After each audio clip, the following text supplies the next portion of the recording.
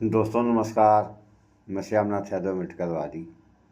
ये एक पोस्ट है, इसका लेख है युद्ध हमारे पड़ोस तक पहुंच गया है। जैसा कि आप लोग जान ही रहे हैं, आज के समय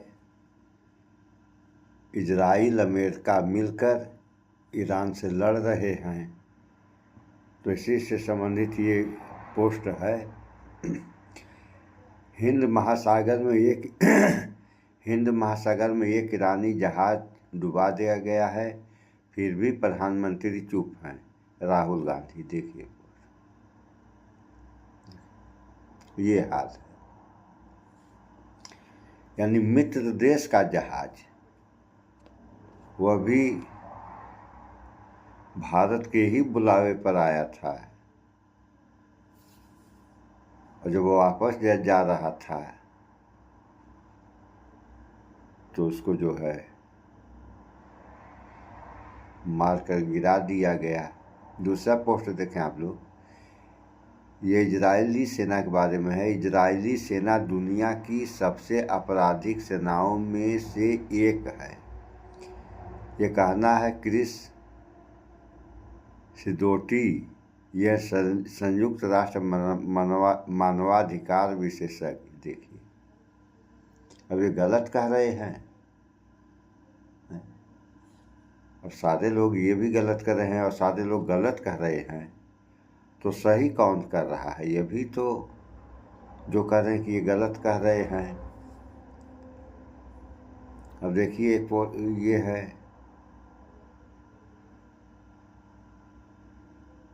अभी दिखा रहे हैं आप लोगों को। तो 65 से ज्यादा बच्चों की हत्या हो गई सुनिए। जब इजराइल ने मीनाब शहर के एक स्कूल के ऊपर अपना निशाना लगाया। ये बताइए, क्या उसे मालूम नहीं था? अगर कोई व्यक्ति, जैसे कि आजकल खबरें चल रही हैं कि ट्रैफिक लाइट से ट्रैक करते हुए वो अयातुल्ला खामेनाई तक पहुंच गए, क्या इन लोगों को मालूम नहीं था कि वहाँ छात्राओं का स्कूल है? तो वहाँ जानबूझ के ही तो उन्होंने हमला किया। एप्स्टीन फाइल का जो बड़ा गुबार था, मुझे लगता है कि इससे ध्यान हटाने के लिए, क्योंकि इससे तीनों के तीनों जो राष्ट्राध्यक्ष हैं, तीनों के हित इसके ऊपर निर्भर करते थे। उधर ट्रंप के मिड टर्म का, इधर नेतन्याहू के चुनावों का, और हमारे प्रधानमंत्री कई मंत्रियों का और उनके दोस्तों का नाम उसमें आने के कारण हमारे प्रधानमंत्री जिस तरह से इजराइल के पक्ष में खड़े दिखते हैं, उससे भारत की जो निर्गुण एक देश की नीति थी, जिसके पीछे 100 से ज्यादा देश खड़े थे, उसको तो धक्का लगा ही लगा है। शिक्षा के लिए पैसे हैं, तो हमारी सरकार उन अग्निवीरों को पैसे देके कोई नया उद्योग तो क्या लगाती? उसने उनको अडानी जी की सेना में भर्ती करने के सारे काम करवा दिए हैं। इजराइल के एक लेखक और एक अमेरिकन लेखक की एक किताब आई थी, स्टार्टअप नेशन। दरअसल उसमें इजराइल का जिक्र था कि इजराइल में हर युवा उस देश का, इजराइल एक 70 लाख लोगों का देश है, तो हर युवा 2 साल सेनाओं में अपनी सेवाएं देता है। जब वो नौकरी छोड़ता है, उस समय सरकार उसे कुछ पैसे देती है, आर्थिक सहायता देती है, और वो एक अपना नया उद्योग शुरू करता है। और वो उद्योग हमेशा डिफेंस से जुड़े सामानों की, या तो मैन्युफैक्चरिंग का, या असेंबली का, या उसे बनाने का होता है। आईओसी जो इस्लामिक कंट्रीज का समूह है, उससे हमें समर्थन चाहिए था पाकिस्तान के खिलाफ। पाकिस्तान जो हमारे साथ आतंकवादी और अलग अलग तरीके की संदिग्ध गतिविधियां करता था, तो उसमें हमें उनका सहयोग चाहिए था। उस समय रातों रात हमारे एक स्पेशल एयरक्राफ्ट से हमारे विदेश मंत्री ईरान गए, और ईरान ने अनकंडीशनल सपोर्ट दी।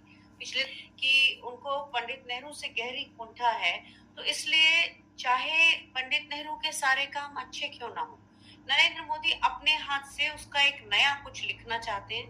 और उस चक्कर में पूरा देश भी हमारा बार बार अलग अलग तरीकों से परेशान हुआ है, अलग अलग तरीकों से मुसीबतों में आया है, और अलग अलग तरीकों से हम कमजोर पड़े हैं। तो बोलते हिंदुस्तान पे तमाम दर्शकों का स्वागत है।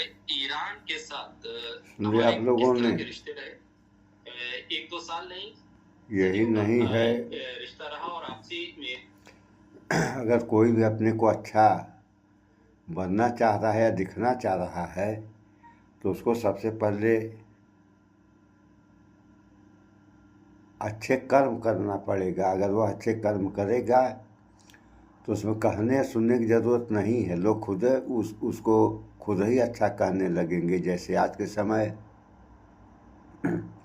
आप लोग देख ही रहे हैं कि ये जो लड़ाई अभी, इस पर हम आपको समाचार अभी सुना रहे हैं कि ईरानी वो पोत था जिसमें नेवी के जो है समुद्री सैनिक थे, वो सब बेचारे आए थे यहाँ पे ट्रेनिंग में, और जो उनकी वापसी हो रही थी तो हिंद महासागर में जो है अमेरिका ने उसको बम मार कर डुबो दिया। तो अब तो अमेरिका को जो करना था सो कर ही दिया। वह क्षेत्र जो है लगभग भारत का ही था, और भारत ने अब तक उस पर किसी प्रकार का कोई बयान तक नहीं जारी किया। और सबसे बड़ी बात तो ये है कि आखिर इस क्षेत्र में अमेरिका ने ऐसा किया तो क्या यहाँ के लोगों को नहीं मालूम था अमेरिका क्या करने जा रहा है? और कहने को तो बस माय डियर ट्रम्प, ये वो दुनिया भर के बवाल, और क्या क्या हो रहा है किसी को कानो कान खबर नहीं। तो खबर क्या रहेगी? जब सरकार सो गई तो खबर कैसे होगी? जब जो लोग जगते हैं वो न देखते सुनते समझते हैं, और जो जगी नहीं रहे हैं उनको क्या मालूम कि कहाँ क्या होने वाला है और कहाँ क्या हो रहा है। सो थोड़ा सा इस वीडियो में भी आप लोग देख लें कि क्या क्या हो रहे हैं और क्या होना चाहिए। तो होना चाहिए कुछ, हो रहा है कुछ, और ये सब कब तक होगा ये भी नहीं कहा जा सकता है कि सब होगा तो कब तक होगा। और स्थिति इतनी नाजुक बनती जा रही है कि कहीं विश्व युद्ध न छिड़ जाए। अगर विश्व युद्ध छिड़ गया तब तो समझ लो आप लोग की दुनिया खत्म। अब देखिए लोग क्या करते हैं, जनता क्या करेगी जब। सुनिए। भारत के मेहमान को अमेरिका ने डुबोया, विश्व गुरु को ट्रंप का चैलेंज। 80 से अधिक की मौत, मोदी चुप और गरजे राहुल। अमेरिका ने किस तरीके से भारत के समुद्री मेहमान को डुबोया और डोनाल्ड ट्रंप ने मोदी को, भारत को चैलेंज कर दिया है, बताऊंगी आगे आपको सब कुछ। कैसे ईरान, अमेरिका और इजराइल जंग में भारत पूरी तरह से फंस गया है, वो भी हमारी सरकार के चलते, हमारी सरकार की नीति और रणनीति के चलते। सब कुछ आपको तफसील से समझाऊंगी, तो आखिर तक वीडियो में बने रहिए। नमस्कार, मैं हूं आपके साथ अदिति और आप फोन पीएम न्यूज नेटवर्क देख रहे हैं। दोस्तों, अमेरिका ने भारत के समुद्री मेहमान को डुबो दिया। हिंद महासागर में शांति का दावा करने वाली मोदी सरकार के लिए ये एक बहुत बड़ा कूटनीतिक, डिप्लोमेटिक, रणनीतिक झटका है। भारत की हर प्रकार का झटका है ये। मिलन 2026 नौसेना यानी नेवी अभ्यास का जो एक पूरा का पूरा कार्यक्रम 2 हफ्ता पहले रखा गया था, उसी अभ्यास से लौट रहे ईरानी लोग दिखा रहे हैं, थोड़ा सा कट गया तो आप लोग देख ही रहे हैं कि क्या क्या हो रहा है, क्या होना चाहिए और यहाँ हो क्या रहा है।